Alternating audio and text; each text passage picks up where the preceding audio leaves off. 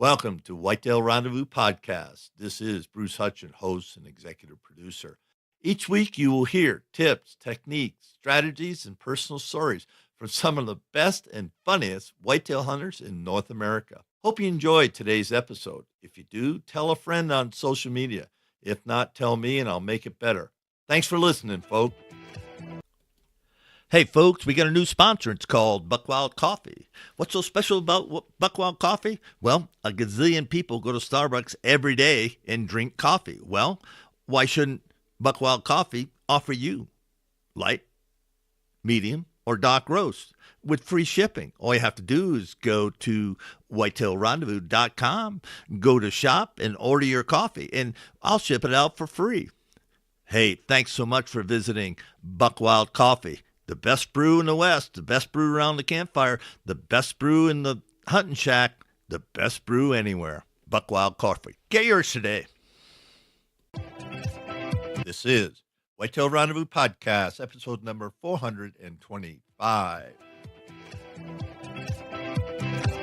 Hey, folks, coming up is Branden Labrum with Scout to Hunt. What is Scout to Hunt? Well, it's a unique app that's going to be available, and it's up and running right now, but it's going to be available soon as a mobile app, and it's available right now to your PC. And what does it do? Well, when you become a member of Scout to Hunt, it'll tell you the type of game, the quality of game, in Unit 501. Just pick a big game management unit someplace in the West. They're covering in a lot of states in the West, and they put people literally on the ground. Yes, they get people setting trail cameras. So if you're hunting elk in 501, then you're going to see what kind of elk are coming into that waterhole, coming into that field, that park. And with that, you're going to gain confidence. It's going to save you time. Branden Labrum and his crew have developed a great app called Scout to Hunt. Listen up. I think you're going to find it informative.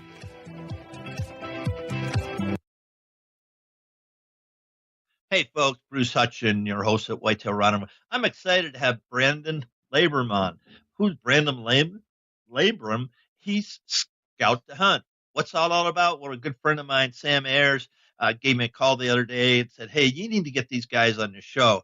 And Sam, if you don't know, it has Living Country in the City podcast, and he's a country boy deep in the heart of L.A. So, Sam, a shout out to you. Hey, so Brenden, let's talk about Scout to Hunt and how that can be applicable to guys and gals who are living in the Midwest. They're whitetail hunters, and they want to come out west. So what's your tool going to do for them?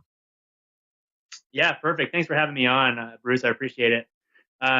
So in a nutshell, Scout to Hunt is a new research tool for big game in the West, where hunters from distance, states that they can't get boots on the ground as much as they want, or they just have time constraints or financial constraints, they're able to optimize their research before they go scouting, if they can, before the hunt, in order to help them know where to put in for draws, and after they get tags, where to really focus their scouting efforts.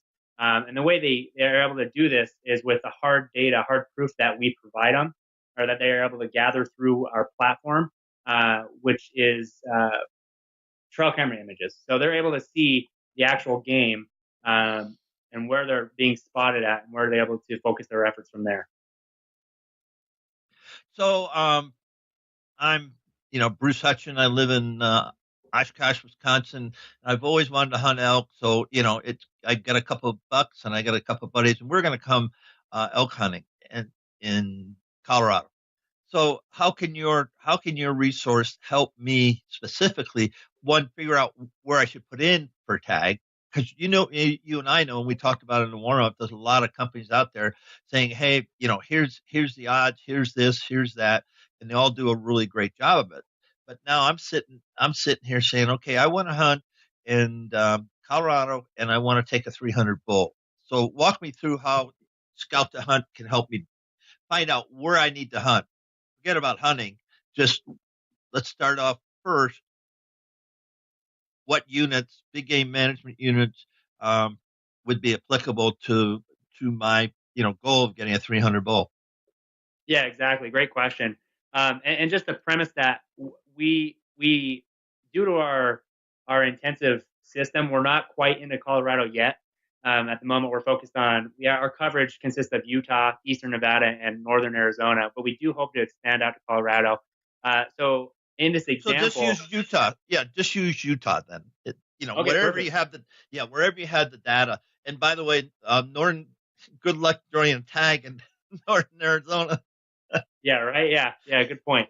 So yeah, okay, we'll go with Utah. So if you're looking to see where to apply your scouting efforts and what units to focus on, you're able to log in as a member to our platform, and you're able to explore this map. We have these really high resolution, highly detailed topographic satellite maps to help you with your planning as well. But all across these maps are all the locations that game have been spotted through our comprehensive private network of trail cameras. So you're able to identify with the unit boundaries that we have on the maps, which units are holding the best game. So if you're looking to see where you should put in for, you can go ahead and spend your time researching and finding, going through these locations and these images and seeing for yourself, right? It's not just numbers, it's not hearsay, it's actual hard proof, hard data that you're seeing for yourself that that game is actually in that unit's holding that particular type of game. So if you're looking for that, that 300, and you're searching through these units and you find a few images of game that are meeting your criteria, then you'll know which units to focus on from there and narrow your search. So you're using your limited time very efficiently. Okay, if I understand, you're going to show me high resolution pictures of a 300 bull on the ground. Right. If that unit is holding a 300 bull and you see that picture of it, then you know that bull is in that unit and in that area. Now, so who does that? Are we using trail cameras? Do you have guys spending weekends, or how do you collect that hard data? 100%. So it's a full time. So we have the backbone of Scout to Hunt is our field team experts, and they have decades and decades of experience of guiding and hunting behind them. They're the ones who are out running every day, so 24/7 practically, placing these trail cameras, rotating the trail cameras, and rotating them according to optimal game locations, optimal environments. If an area isn't holding any game or isn't nothing's popping up, they'll move them accordingly. But they're the ones who are out there placing the cameras and then retrieving the data and sorting them as well. And then just give you an idea of how much work, how much volume that they're dealing with based on our expansive coverage. They're sorting through about 50,000 images per day on average. Oh my goodness! Yeah, it's a ton. I mean, just to kind of give you a perspective of how much coverage, how many locations there are out there. They're sorting through that many images, which kind of narrows down to about 3,000, around 3,000 plus images, the quality images, I should say, informative images that get uploaded to the platform that you would be able to see when you log in as a member. Wow, that's interesting. I mean, that's a heck of a lot of work. And listeners, everybody's running trail cameras on their farms, public or private ground that they get access to. And you get 100 images. That's a lot to scroll through. It takes a while. I can't conceive 3,000 high quality images of right now the bulls would be in velvet, and of course the cows and the calves, and you want to see a balanced herd, just like in whitetail land. You don't want to see all does and fawns. You want to see some bucks thrown in there. And right. Can you give the buck to doe ratio or buck to cow, bull to cow ratio off your stuff, off your data? That's a really good question. I don't have those numbers on me, but they do focus. So they are focused on the bulls and the bucks. Obviously, out here it's mule deer, and then the bulls for the elk. They do have a very balanced ratio from what I've seen when I go into the platform and check out some of the locations. But I don't have an actual exact number on that ratio. So that's a good question. Yeah, because that's one thing you do want to do. 20 to 100, probably throughout Colorado, in some of the places that have a lot of private land, it can be higher than that. I know a couple of areas. I mean, there's as many bulls as there is cows, and they're all broken up. I mean, there's a couple of units in Colorado, they're just busted, and they're busted because they're frustrated. a bunch of Right. frustrated guys and they're fighting all the time, because they just can't. There isn't the competition is fierce for that doe and estrus or cow and estrus. That's for sure. So Yeah. let's take a little journey and folks, we're gonna have Brenden walk through his website at Scout to Hunt. Go ahead, Brenden, hit it. Perfect. Let me pull that up for you here.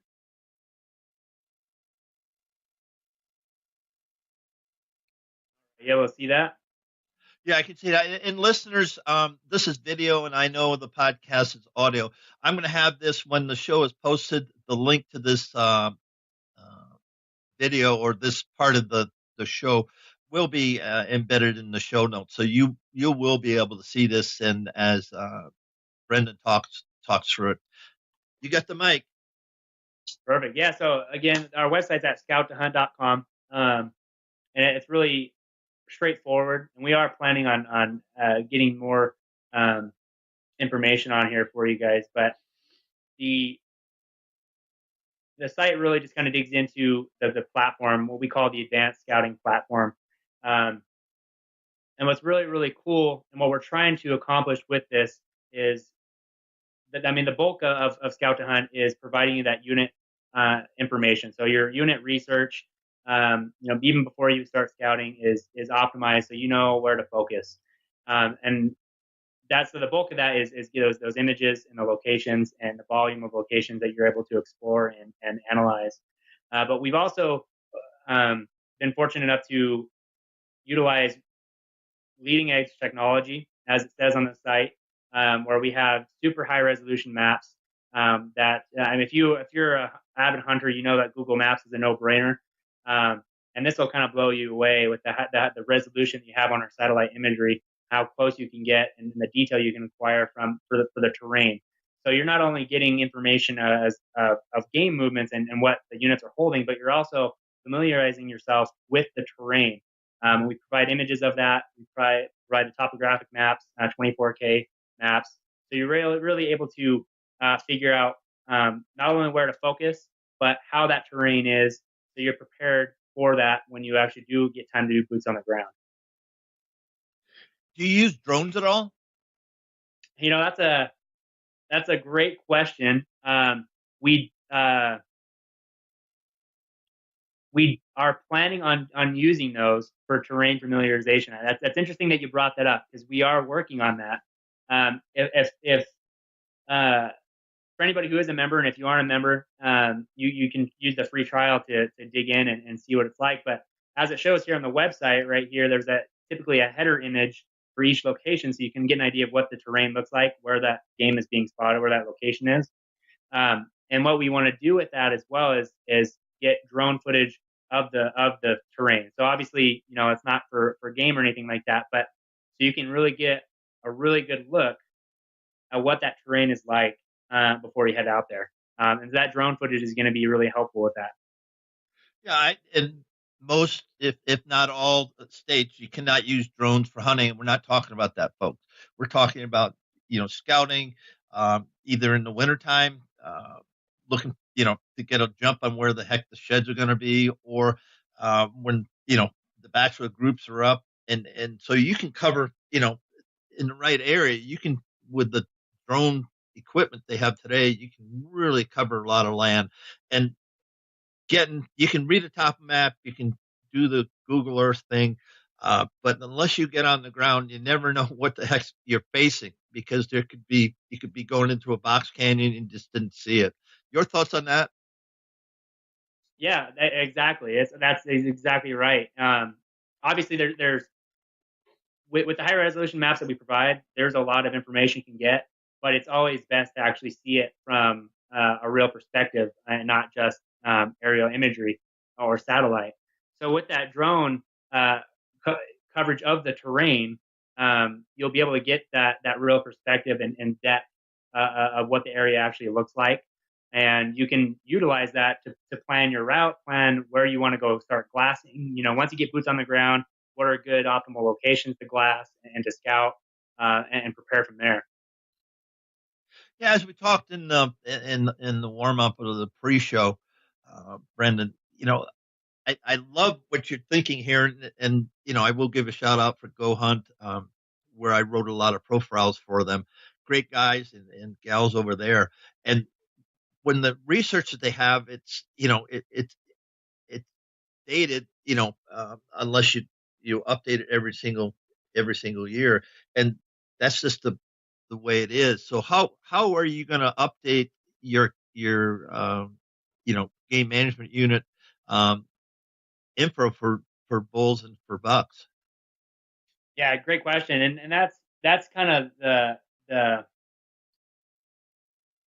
the real idea that we're focusing on with Scout to Hunt is providing up to date data, current data, intel is what we call it, for you to base your planning and scouting on, and that comes from the hard data that our network of trail cameras captures. So you're able to they're constantly being recovered, and that's a year round thing. So there's so many applications for this. Whether you're doing your unit research before you put in for draws, whether you already have tags, whether it's postseason and you're getting prepared for next year, it's a year-round stream of current data. So you're able to monitor these locations, monitor horn growth year-round, sheds. Um, so it's those cameras are constantly being recovered. The data that they capture is being recovered, sorted, uploaded to the platform, and you have access to that. So that's that major portion of having updated information is just constantly streaming in to the platform, so you can better plan for your next hunt, for your scouting. So how do you decide which game management units to do the research? Because you can't do them all. I mean, Colorado, there's over 200. I don't know in Utah how many game management units, but you think about that. Um, that's a lot of boots on the ground. That's a lot of hours, man hours. It To is. do that. It's a very large undertaking for sure. And right now, with the current coverage we have about 158 units that we're gathering. That users are able to gather information from. Um, the bulk of it, and again, going back to our field team, who they're very very experienced. They know what they're doing, and when it comes to uh, researching units and putting, placing cameras in particular units, it's all based on whether or not they're holding game, if they're, providing any value to the user. So if a unit is not really holding much, not showing much, then we probably wouldn't focus on it, right? We Right. really just focus on whatever area is going to provide value for the user. So interesting. So, folks, recap a little bit here, and then we're going to ask Brendan some, more questions. But here's a tool that you can use 365 days a year that's going to be fresh as often as they refresh it. And then it's, smartphones and all technology applicable. They have their own app. So it's something that you can, no matter where you are, you can always tune in and say, I wonder what's going on here, or whatever. Right? Is that pretty much it? Yeah, exactly. And as I said, that's what's so new about it, and what's really cool and we're excited about it is because of that. So, because depending on the locations, that's usually about a week or 2 weeks out from having that information updated into the platform. So, your typical trail camera time period, whether you have your own or not, you kind of had an idea that you leave it out for a period of time, and that's how it is, but on a mass scale. So you're able to analyze um, beforehand, before you're scouting, and get that unit research. Now, for people that are interested, they go to scouttohunt.com. You get a free membership, free trial membership. What is a membership cost? Yeah. So right now we have two subscriptions. One is the basic is called the Spotter, and the premium that we have currently is called the Tracker. And right now anybody who signs up, you're able to get the Tracker subscription, the premium, for the basic price, which is $9.99 a month for 12 months. So for the year, but you can pay it monthly, or you can pay it all up front for the year of just only $99 up front. And with that, you actually get 2 months free. So there's kind of an incentive, a benefit there for going for the year. But we also know that, there's financial constraints. So we're able to allow that to be paid on a monthly basis throughout the whole year. And what's your goal for the next 18 months as far as subscribers? How many subscribers are you looking for? Well, that's a good question. It's not necessarily a goal of how many subscribers we want.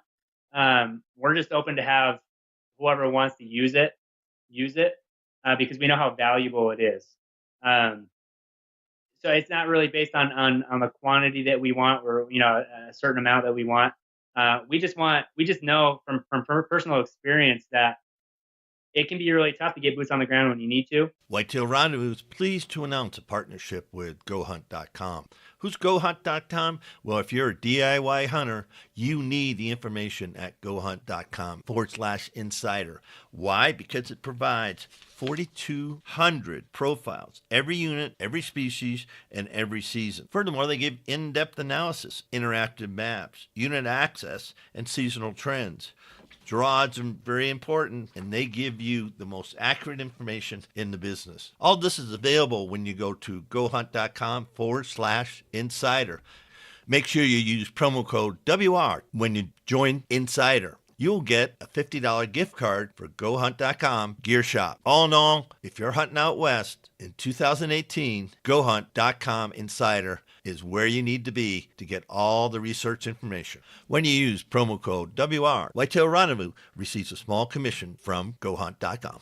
And it's unfortunate when you're not 100% confident in where to put in for draws during your unit research. So from personal experience, we've produced this tool for you to gain that confidence and efficiently use your time in that process. So, folks, if you're sitting in Wisconsin or any place in the Midwest and looking to just start figuring out about this elk hunt and this elk hunting, specifically in Utah, northern Arizona, and Nevada, is that correct? Yep, exactly. Utah, Eastern Nevada, and Northern Arizona are what we're currently at, and we're in the process of expanding as well. So think about Scout to Hunt. I'll just go back to the regular screen now. We can stop screen sharing.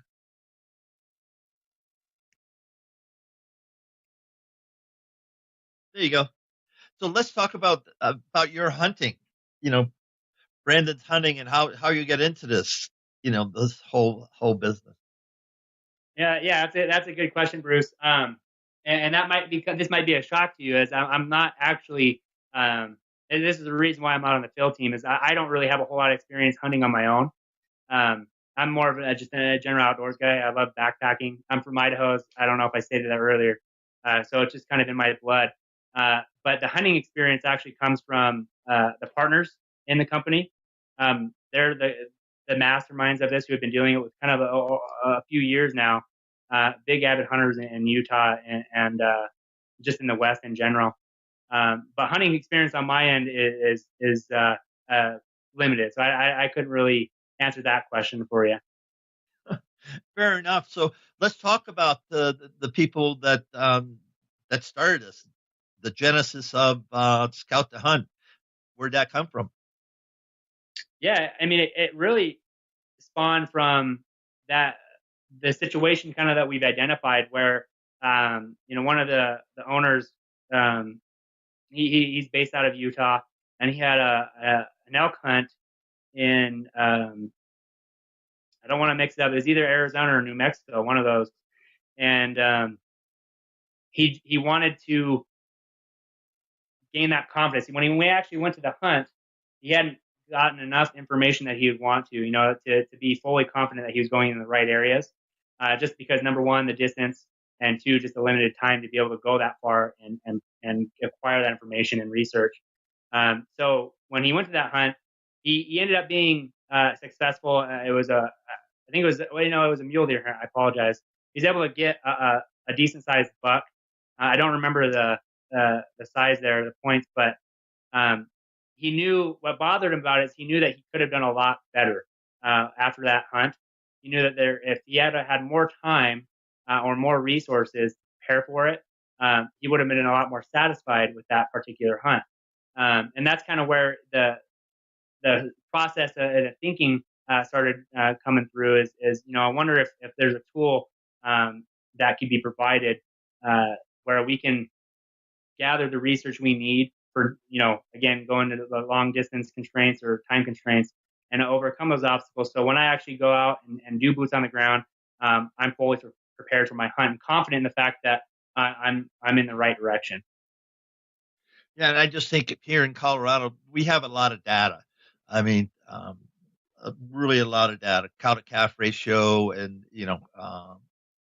all the aspects of where the elk are hanging, where the mule deer are hanging. Mule deer are a little bit tougher because elk typically they're herd animal, and mule deer typically aren't, especially the big bucks. But you think about that, and you think about the ability to have somebody sitting up on a ridge with a spotting scope, setting up trail cameras. I love the idea because that would save a lot of people time. The thing is, just there's so much land out here.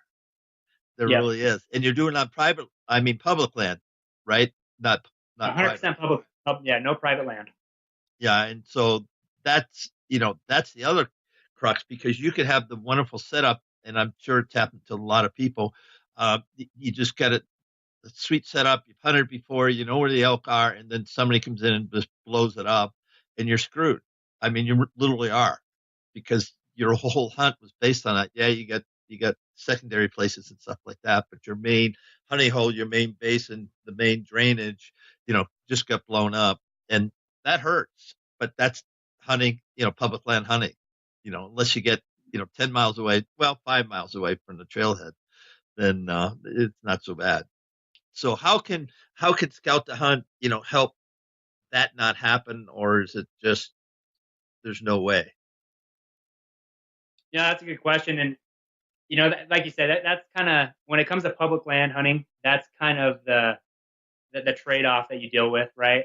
But what's really cool about the research that you can equip yourself with before you go out is kind of going back to that you have your secondary plans and whatnot.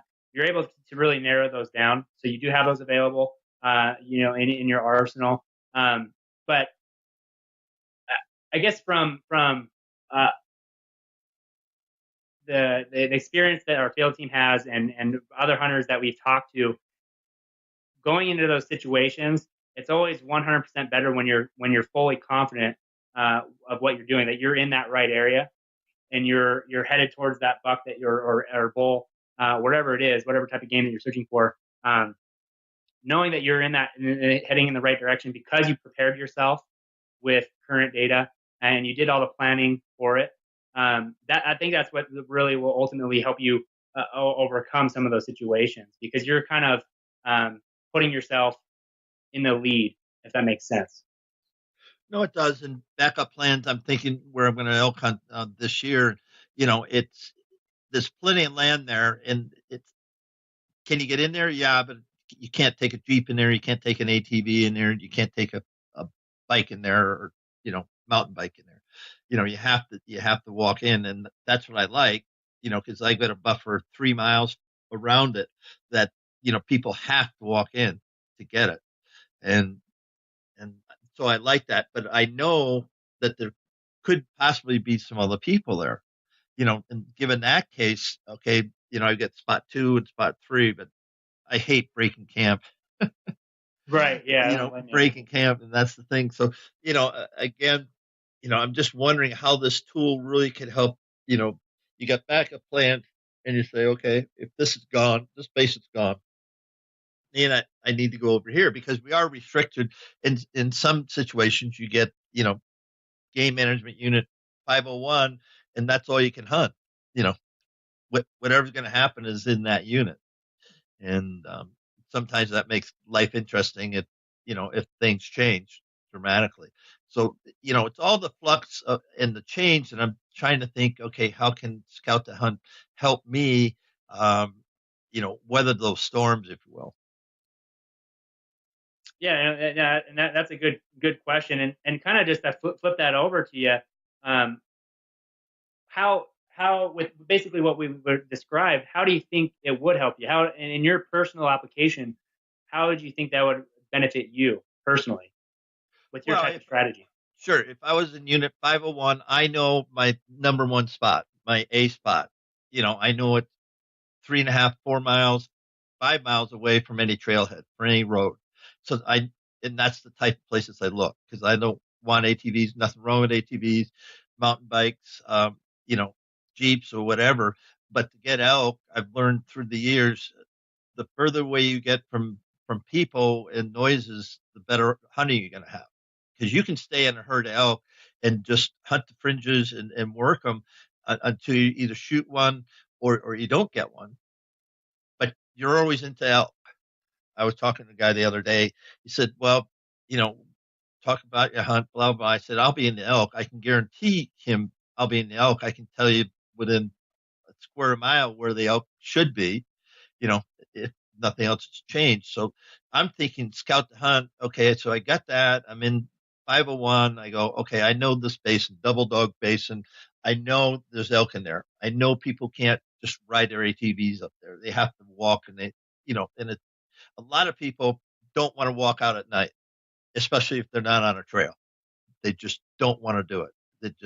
And it's painful. It can be very painful. You have to go slow, and it's just, that's the way it is. But because of that keeps a lot of people out, or they'll leave way too early. Sun doesn't go on to 6:30 or 6 o'clock, and all of a sudden, 5 o'clock, ooh, it's getting dusk. Got to get out of here. Fine, leave, and you'll never mix up the elk. I mean, you won't put a lot of pressure on them that way. So thinking about scout the hunt, answering questions, I see it as, okay, I got Double Dog Basin, and then I'm going to go 5, maybe 10 miles away to Triple T Creek, and then if they're not in there, then I might get one more thing, place, Box Canyon. So I got 3 places within 20 miles, 30 miles of each other, that have the aspects that I want. Okay, no roads, no ATVs, no Jeeps. I drive a big Ford F-150, and I take that as far as I can go, and then I shut her down, set up my camp, and that's where it sits, until I'm ready to get out. And so, I just think possibly scout the hunt. If you had I'm thinking just your app. If you had an app, you go, okay, one is, position one is, basin one, location one. Then you go, okay, within that confines of 5, 10, 15, even 30 miles, that isn't too far to go. And there's places, a lot of game management units, you can go 30 miles. And then, but you set up the criteria that you type in, okay, I want to be, 3 to 5 miles from any trailhead, from any, road access. Then I need terrain that I can manage, because some of the, especially Colorado, some of the stuff I've sheep hunted and stuff like that. It'll kick your butt. I mean, it can kill you too. That's the other part. Yeah. And so, elk hunting isn't like sheep hunting. And so you want to be able to, one, if you get an elk or when you get your elk, how the heck you get them out? You break them down into parts. So you start throwing all this real time factors into your equation, into your algorithm, and you throw it in there and say, okay, here's how we can do a game plan. I'd call it, elk plan number 101, and I charge people for it. Not myself, I'm speaking rhetorically here, but with Scout the Hunt, I would build game plans for them, because you got boots on the ground. You got smart people.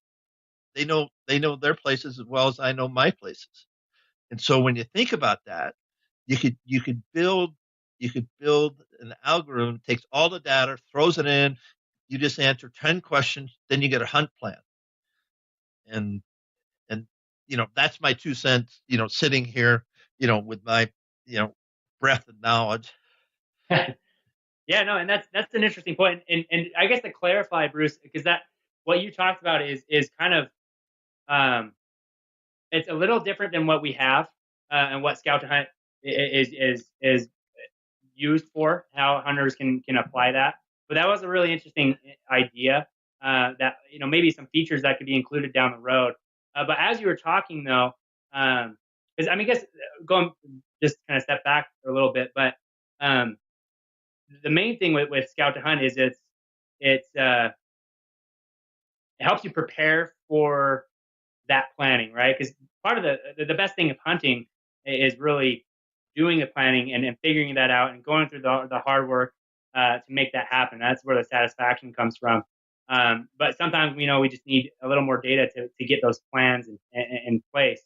And that's kind of where Scout to Hunt comes in as a tool to provide that hard data, so you can become or so you can start establishing a game plan from there and helping you plan for boots on the ground. But you did highlight a point there where you have your preferred locations, kind of how you were saying that you typically want to look for. And we all know that, and as we had talked about before the show, things change. They can always change. A year later, it could be a whole different situation, different environment. And so you might have your preferred locations, but without having, solid, hard data, you might not be going into a situation that you'll recognize because the environment has changed. And that's where Scout to Hunt can be a aid as you're monitoring some of these units throughout the year. You're able to keep track of the weather and the trends. You're able to keep track of, again, horn growth and other things. So you can keep an eye on those preferred locations and determine whether or not you want to go to another unit that might be holding better game from what you're analyzing, or continue to go to the unit that you've or area that you've relied on because it's still showing some positive information. So again, it's still broad, it's still ambiguous, but it's up to date, and that's what really helps with the unit information. Is you're able to base your planning and plan your scouting on current information rather than information that might not be relevant because it's changed over the year. No, I like your synopsis and thanks for taking notes. I must have said something worthwhile. But folks, the elk season's coming up really quick here in Colorado, and I welcome any of you guys and gals, hunt the West, Montana, Wyoming, Nevada. Nevada's tough to get into. As far as I know, I've never hunted in Nevada. Utah is a great state. There's some great bulls, and in northern Arizona, there's some huge bulls. And my last name is Hutchinson, and there's a place in northern Arizona called Hutch Mountain. So that's a great place, but it's tough to draw tags. And that's the other thing. And I kind of want to wrap up with this. If you want to hunt a premier or a premium area, you got to apply. And I know Garth Carter used to talk about that at Hunt Foo. Apply. Because if you don't apply, I can guarantee you 100% you will never draw. But if you apply, then you have the opportunity, because I know everybody out there loves to hunt whitetails, but if you have a bull 20 yards from you screaming his head off, and it's just the perfect setting in the Rockies, there's nothing like it. And I wish that all my friends out here in whitetail rendezvous land could experience that. It's just thrill of a lifetime, and you can have bulls within 20 yards and you can't shoot them because of the cover and the terrain and a gazillion different reasons. You can't shoot them, but it's still fun from my standpoint, just to be up close and personal with a herd of elk and have them screaming and chirping and mewing. There's nothing like it. Your thoughts? Right. Yeah, no, and I'm glad you kind of reference your audience. Again, this is mainly focused on whitetails and everything, and Scout to Hunt might be your step towards getting into big Western hunting. Obviously, there's those barriers of distance, time, and the finances that go into preparing for a hunt that's 2-3 states away. With Scout to Hunt, you'll be able to overcome that barrier, at least to a point where you know where to focus on and where to apply your limited resources. So you're headed in the right direction from the beginning, and you have that confidence. Again, that hard hard proof, that data that you can see and that you know for sure. So you know that you really are headed in the right direction. And that might be a big help for those who do plan to go in the West and just haven't had the chance to because they don't have that confidence. Scout to Hunt will definitely help you gain that. Well, folks, that's going to be a wrap. So this is Bruce Hutchin, the host and executive producer, thanking Branden Labrum from Scout to Hunt for being our guest on the show and sharing some interesting tips and tools and techniques that you can use technology to get yourself on the ground with their application. Brenden, thanks so much, man. Thank you, Bruce. I appreciate it. On the next show, we're heading down to Montevallo, Alabama, and we're going to visit with my good friend William Crawford, who's the director of the President's Outdoor Scholars Program at the University of Montevallo. Having said that, William has crafted an unbelievable outdoor curriculum for kids who just love the outdoors but can't seem to put it together in college, can't find the right curriculum. So Montevallo is a liberal arts school. And with that, Dr. Stewart, the president of the university, came to William and said, hey, what if we did this? And they're starting a curriculum that's unique throughout the country about the outdoors. Everything about the outdoors. Anything you're thinking, gee, I wish I had known that when I was going to college or sooner. They're teaching the kids about habitat, about food plots, about marketing, about the outdoor industry. All these things roll. Hey, folks, we got a new sponsor. It's called Buckwild Coffee. What's so special about Buckwild Coffee? Well, a gazillion people go to Starbucks every day and drink coffee. Well, why shouldn't Buckwild Coffee offer you light, medium, or dark roast with free shipping? All you have to do is go to whitetailrendezvous.com, go to shop, and order your coffee, and I'll ship it out for free. Hey, thanks so much for visiting Buckwild Coffee. The best brew in the West, the best brew around the campfire, the best brew in the hunting shack, the best brew anywhere. Buckwild Coffee. Get yours today. Rolled up into one. President's Outdoor Scholars Program. I'm sure you're going to love Thanks for joining us. Be sure to tune in tomorrow for another episode of Whitetail Rendezvous, where you can listen and learn from the experts so you can be more successful on your next hunt. Until next time, listen, learn, and succeed.